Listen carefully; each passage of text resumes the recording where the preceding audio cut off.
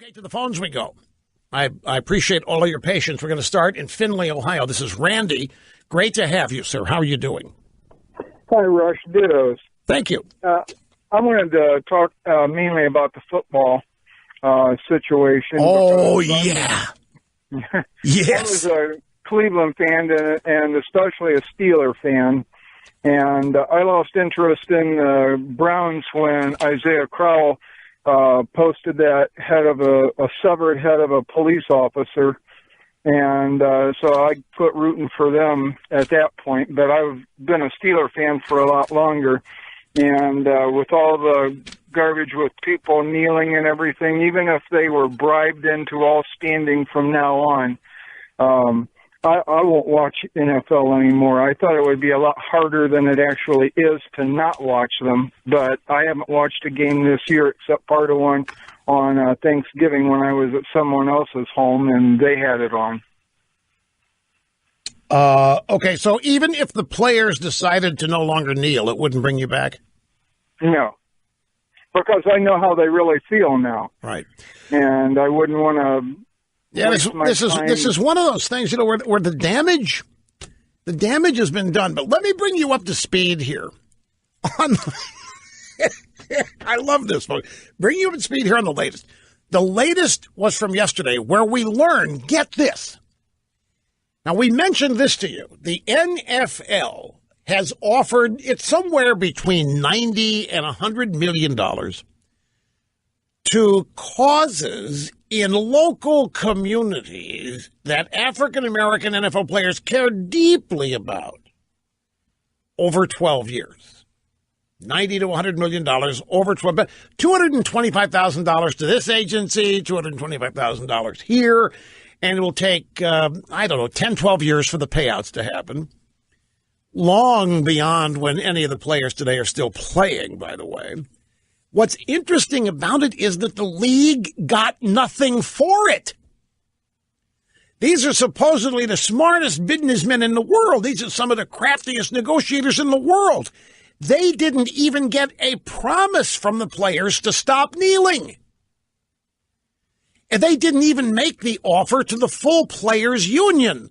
They made the offer to a subset of players called a Players Initiative or some such thing, which is headed up by a guy from the Foreigners and a guy from the Philadelphia Eagles. And there's already discord in this group. Anquan Baldwin, part of the group. There's already discord in this group. And it's only about 40 or 50 players. But the NFL is going to go ahead with this even though they're not getting anything for it. They are hoping that this show of solidarity and support for social justice warrior cases will, in fact, inspire the players to stop protesting and stand for the anthem. Now, supposedly at next year's owners' meetings, there's going to be a revision of an NFL rule that was authored in 2009. That rule requires, ready for this? That rule requires all players to be on the sideline when the anthem is played, but it does not require them to stand. I am given to understand the rule revision will eliminate the requirement the players be on the field during the anthem and allow them and maybe require them to stay in the locker room during the anthem. So in that way, they won't even roll the dice. There won't even be a chance the players could sit for the anthem or kneel because they won't be on the field. What a gutless way of dealing with this. So you offer $100 million over 10 or 12 years, whatever it is, to social justice warrior causes. You don't get anything for it, then you plot a rules change that keeps the players in the locker room during the anthem. So during the anthem, the players, the whole reason everybody's there, are not on the sidelines. But, my friends, there is more. We have learned just now where this $100 million is going to come from. Oh, Lordy, I love Open Line Friday. The money to pay for African-American social justice warrior causes would come from money already allocated to breast cancer awareness and salute to military service. They're going to take money from the pink month of October, and they're going to redirect it away from breast cancers and research and all that to social justice warrior cases in the hood.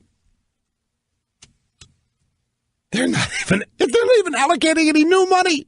They're just going to take the money from the women and shift it over to the social justice warrior cases in the hood. They're going to take some money away from what they call salute to service. That's military. San Francisco Fortiners safety Eric Reed said, so it would really be no skin off the owners' backs. We're just going to move the money from those programs to this one? Well, don't do us any... Yeah, you might say not so dumb after all, but here they are. How do you think this is going to sit with the nags and the now gang and everybody else to learn that the NFL is going to be taking money already promised and committed to breast cancer research? The whole month of October, players wear pink. I don't know. You can say they're dumb. You can say they're smart. I just, whatever. I love this. I absolutely. Well, what? They are not. They are not allocating any new money. What they're learning? What did you say? Right. Oh, well, you know that's actually true. You know what, folks? There is precedent for this. In the Democrat Party, in the American left, black guys ranking higher than women, particularly white women. Hillary, running for president in 2008, pretty much told by the party it's hers. It's her turn. We're paying you back. We appreciate all you've done. And all it took was the arrival on the scene of a young, good-looking, young, clean, according to Joe Biden, black guy.